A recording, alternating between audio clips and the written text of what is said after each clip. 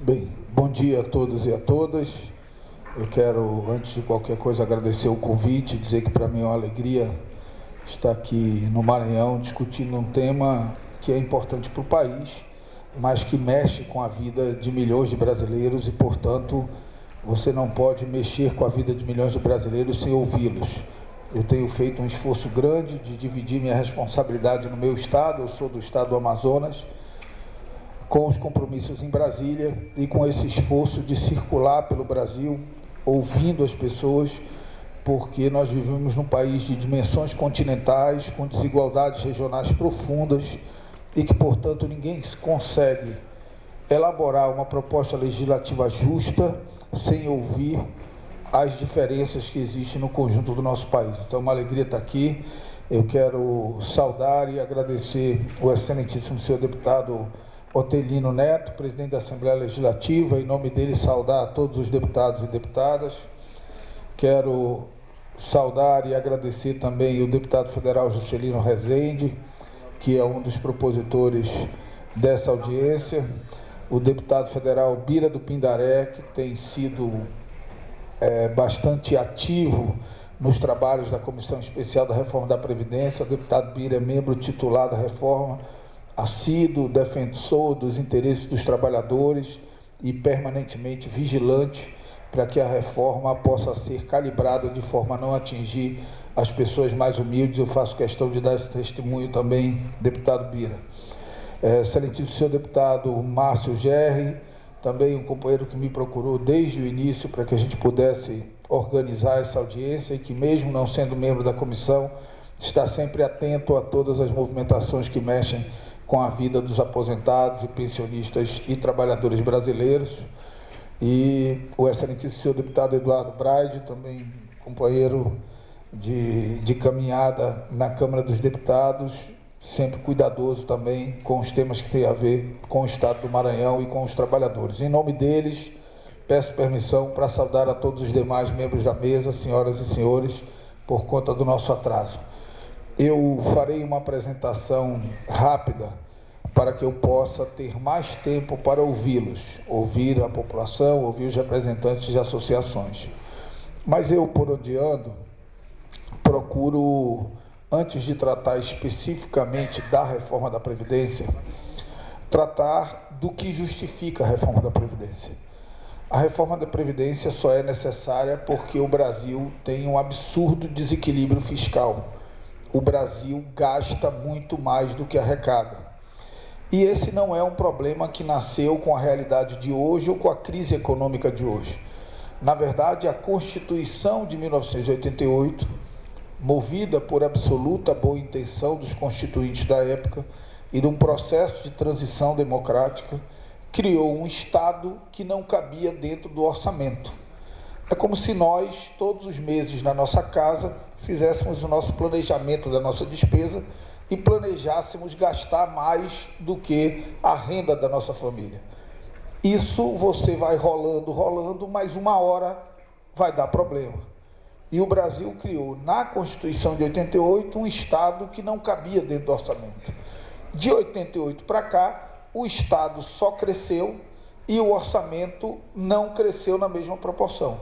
Portanto, o que era um desequilíbrio pequeno virou um desequilíbrio enorme de um Estado nacional que gasta muito mais do que arrecada e que replica essa prática para praticamente todos os estados da federação. São poucos os estados da federação que têm as suas contas equilibradas, em que o Estado cabe dentro do orçamento. A Previdência é apenas um desses déficits, e eu vou falar sobre isso. É óbvio que se você gasta mais do que arrecada, pouco importa a nobreza do gasto. Uma hora vai dar problema. O gasto pode ser muito nobre, mas uma hora vai dar problema. É como se você recebesse R$3.000 e resolvesse matricular o seu filho na melhor escola que custa R$2.000.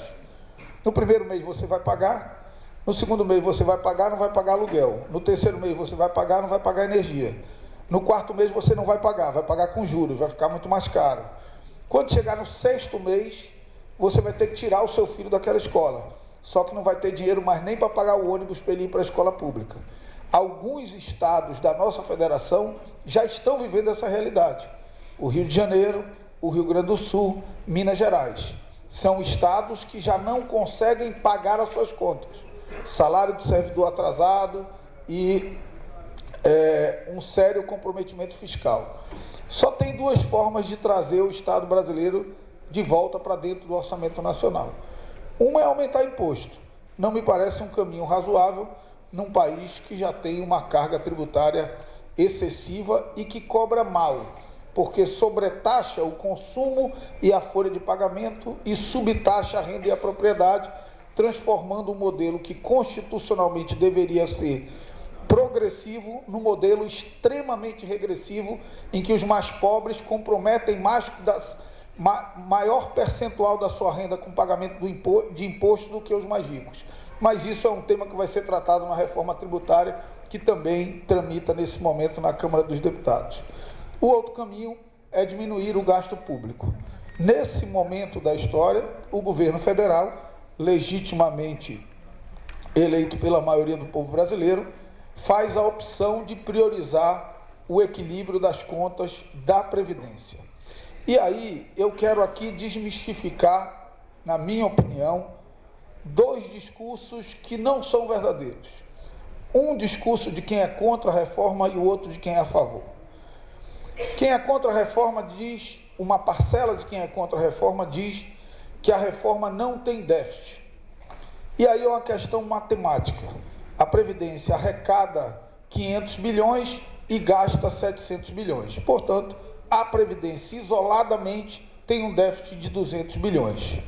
Os que dizem que a Previdência não tem déficit, tiram essa conta isolada da Previdência e trazem para dentro de uma conta de Seguridade Social, que é Previdência, Assistência e Saúde. Se você trouxer Previdência para dentro da conta de Assistência e Saúde e retirar a DRU, a desvinculação de receitas da União, vai dar quase empate, é verdade. Agora, para dizer que a Previdência não tem déficit, eu tenho que dizer de que outros itens da assistência social eu vou tirar os 200 bilhões para cobrir o déficit da Previdência isolada.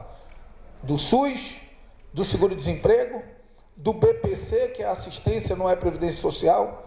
Portanto, o déficit efetivamente existe, é um problema que precisa ser reconhecido para ser enfrentado. E é quase que unânime dentro da Câmara dos Deputados a necessidade de uma reforma da Previdência. A discussão é de qual reforma, e eu vou falar um pouquinho sobre isso também.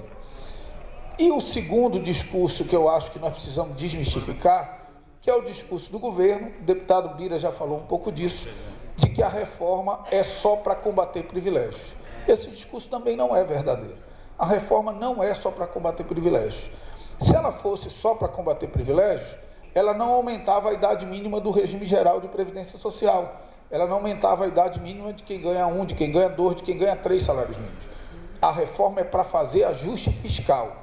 E nós não podemos ter vergonha de defender isso, porque fazer ajuste fiscal é equilibrar as contas do país e dar a chance do país retomar um viés de crescimento. E eu também não sou daqueles que digam que um dia depois da reforma da Previdência o Brasil vai virar um mar de prosperidade. Não, ela é apenas uma reforma de tantas que o Brasil precisa para voltar a crescer e de outras ações estruturantes de combate ao manicômio tributário ao que os nossos investidores estão submetidos, combate à burocracia, investimento em infraestrutura logística para diminuir o custo Brasil e uma série de outras ações. Mas a reforma da Previdência, ela é necessária.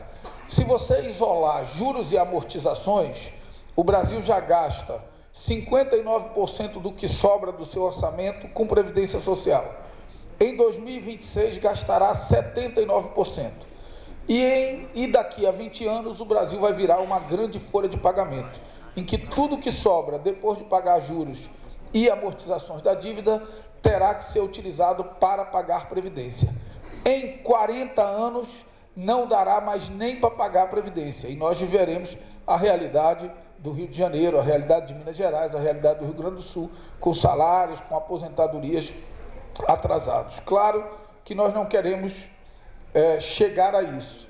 Portanto, nós podemos tomar duas decisões diante dessa realidade. A primeira é pensar só na nossa geração, e eu acredito que o Brasil, bem ou mal, sustentará a nossa geração.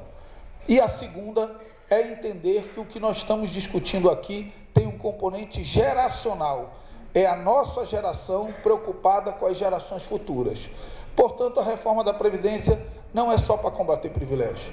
A reforma da Previdência, ela parte de uma lógica de que nós não podemos olhar o país só enxergando quem tem alguma renda. Porque quem é trabalhador tem alguma renda, quem é pensionista tem alguma renda, quem é aposentado tem alguma renda, quem é beneficiário de um BPC, por exemplo, tem alguma renda. Mas existem 12,7 milhões de brasileiros desempregados que não têm renda nenhuma. 4,7 milhões de brasileiros desalentados, que é o termo técnico do IBGE, para quem nem procura mais emprego porque perdeu a capacidade de procurar emprego, que também não tem renda nenhuma. E mais alguns milhões de brasileiros que estão na informalidade sem conseguir alcançar a renda mínima que o coloque acima da linha da miséria. Então, é preciso fazer algo também por esses brasileiros que não têm renda nenhuma. E esse fazer algo é tentar construir esforços que façam a economia do nosso país voltar a crescer, e é dentro dessa lógica que se propõe uma reforma da Previdência. Passo para discutir a proposta que está em análise. E aí tenho muitas concordâncias com a fala do deputado Bira, e ele bem sabe disso. E ele bem sabe que a proposta que será apresentada pelo relator, muito provavelmente na quarta ou na quinta-feira dessa semana, ela não será a proposta que veio do governo, porque não serão mantidas alterações para trabalhadores rurais. Trabalhador rural já tem sacrifício suficiente na sua vida para fazer um novo sacrifício por necessidade de um ajuste fiscal.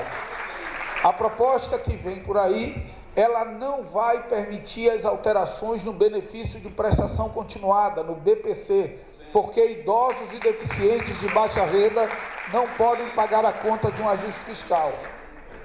A proposta que vem do relator, ela não terá as regras draconianas propostas pela projeto original para professores e professoras, em que aumenta a idade mínima de professora em 10 anos, passando de 50 para 60 anos, sem nenhuma regra de transição. Lembrando que esses tópicos não comprometem o que o ministro Guedes chama de potência fiscal, que é tentar alcançar uma economia na ordem de R$1 trilhão. A economia hoje, com a nova LDO aprovada, ela passou de 1 trilhão para 1.240 bilhões de reais. Quando você fala em BPC, nós estamos falando de 36 bilhões. Quando nós falamos de trabalhador rural, nós estamos falando de 90 bilhões. Quando nós falamos de professores, no nível federal, nós estamos falando de 12 bilhões. Ainda sobrariam 1 trilhão e 100 bilhões de reais, porque todo o esforço da Câmara será um esforço de garantir uma reforma que garanta uma economia entre 800 bilhões e 1 trilhão de reais. Também não há unanimidade, não há maioria na Câmara para aprovar uma desconstitucionalização total das regras de previdência. Não nos parece ser o melhor caminho. Nos parece que indica para uma insegurança jurídica muito grande para aposentados e beneficiários. Por outro lado, eu sugiro que a gente discuta de desconstitucionalização item a item. Não dá para tirar da Constituição a vinculação das aposentadorias com salário mínimo. Não dá. Não dá para tirar da Constituição a forma de cálculo das aposentadorias. Não dá. Mas, por outro lado, na minha opinião, não dá para manter na Constituição idade mínima, por um motivo simples. A idade mínima, ela está vinculada à expectativa de vida e expectativa de sobrevida. A expectativa de vida no Brasil em 1940 eram 42 anos. Hoje é por volta de 82 anos, de 1940 para cá. Portanto, a expectativa de vida é um fator variável. a Previdência não é uma cesta de bondades, a Previdência é fruto de um cálculo atuarial. Um dos elementos, um dos fatores mais importantes desse cálculo é quanto a pessoa vai viver recebendo aposentadoria. É óbvio que isso é um cálculo para definir quanto que tem que arrecadar para pagar esses benefícios. Se o fator é variável, ele não pode estar dentro de um documento que tem que ser minimamente estático, que é a Constituição Federal. Então, desconstitucionalização, a tendência é de discutir item a item. E, por fim, antes de falar de estados e municípios, a questão de... Antes, deixa eu voltar num tema sensível, que é a questão do abono do PIS. Hoje, a regra do abono do PIS é que todos que ganham até 2 salários mínimos recebem abono do PIS. A proposta do governo era reduzir para 1 salário mínimo. Acontece que 5 estados da federação têm salários mínimos estaduais maiores do que o salário mínimo. Acho que Rio de Janeiro, Paraná, São Paulo, os estados do Sudeste e alguns estados do Sul. E, portanto, essa medida, como proposta no texto original, ela extinguiria o abono do PIS em 5 estados. Então, a tendência é que o valor do limite suba para alcançar esses estados que têm salário mínimo regional, chegando aí a R$ 1.400, salvo engano. E aí garantiria um teto maior para todo mundo no país e garantiria que aqueles que recebem salário mínimo nos 5 estados que têm salário mínimo regional, não percam o direito ao abono do PIS, que é um salário mínimo por ano para quem ganha até esse teto. Passo para capitalização. O que o governo propõe? Hoje nós temos um modelo previdenciário de repartição, que é um modelo solidário. O trabalhador entra com uma parte, o empregador entra com uma parte e, como a contribuição do trabalhador e do empregador não consegue cobrir a conta toda, a União, os estados e a União e os municípios entram com a outra parte. Ele acaba sendo tripartite.